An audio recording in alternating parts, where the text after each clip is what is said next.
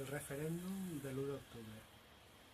Bueno, aquest referèndum es va celebrar basant-se en unes lleis que es van aprovar al Parlament de Catalunya el 5 i 6 de setembre.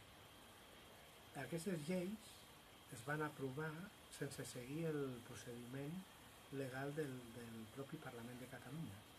Això fins i tot ho va reconèixer algun polític dels que van participar a la seva aprovació. La seva excusa va ser que no ho podien fer d'una altra manera i era necessari pel procés que s'estava produint per la independència. Llavors, diguéssim, l'1 d'octubre parteix d'una base legal que no és correcta.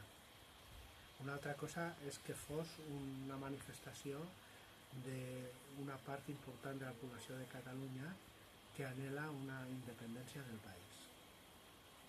Però no és correcte i a més no va tenir la seva celebració les garanties mínimes per poder considerar d'alguna manera els resultats que donessin peu al que posteriorment es va declarar, es va fer la declaració d'independència.